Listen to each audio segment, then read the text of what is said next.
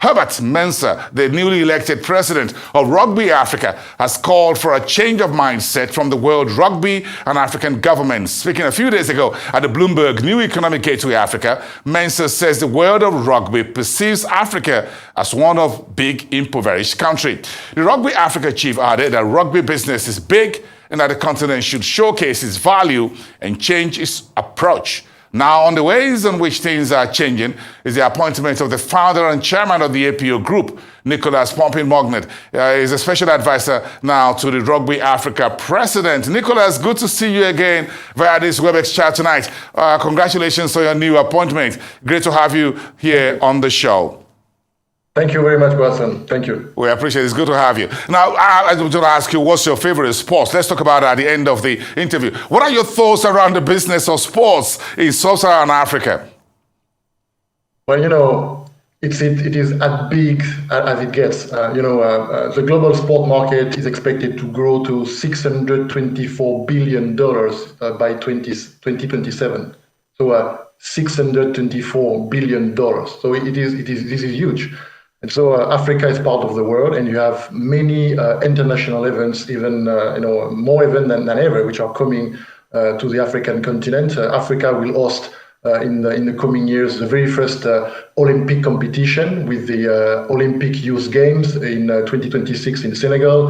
We have Rwanda, which is hosting the UCI Road Cycling World Championship. We have the Cricket World Cup, which will be hosted jointly by South Africa, Namibia, Zimbabwe in 2027, and so many other international events like Jeux de la Francophonie, Africa Cup of Nations, Africa Games, etc., etc. So, Africa is slowly taking its share, claiming its share of that huge sport market. There is a huge potential. I think we are only at the beginning, really. But you see also more and more African countries bidding to host more and more international events. So, for instance, South Africa recently announced that they were bidding to host the FIFA Women World Cup. Egypt, which, 3-4 months ago announced that they were bidding to host the Olympic Games. And of course, this is, the bidding, those are country bidding to host events. But what we see when we are discussing with Ministry of Sports, traveling to countries, is that there are several more and more African countries which are interested and actually betting on sport tourism. They have strategies to attract tourists through sport.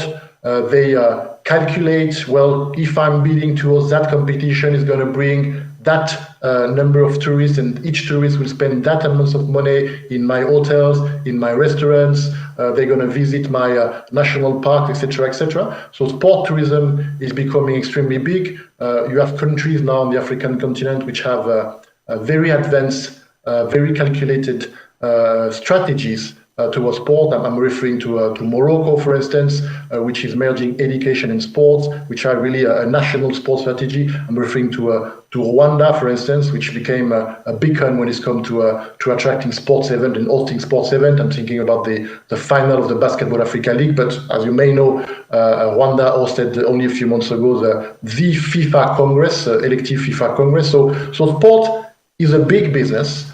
There is no doubt about that. It's a business which is growing. As I said, 624 billion in a couple of years, and Africa has a lot of potential in that area for sure. So, do you think rugby, speaking specifically to rugby, do you think rugby is becoming a major competitor to major sports like football on the continent?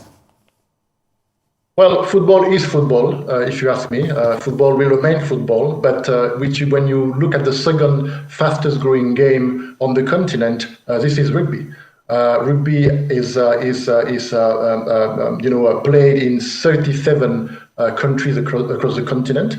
You have 37 countries of the continent which are affiliated to Rugby Africa and World Rugby.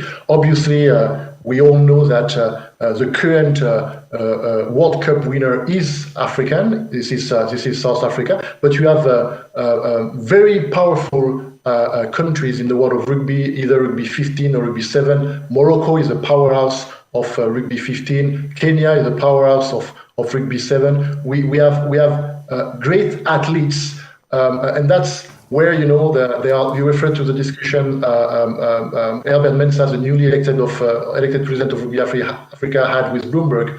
The discussion is around the fact that Africa need more investment. African rugby need more investment, because currently those incredibly talented rugby players, they tend to go play for European countries, just like same dynamic as the Basketball Africa League. We need to organize, we need to invest in the sport on the continent to make sure the athletes, which are some of the best athletes in the world, can stay on African soil. Okay, Nick, tell me very briefly about your new appointment as a special advisor to Rugby Africa president. What would it entail?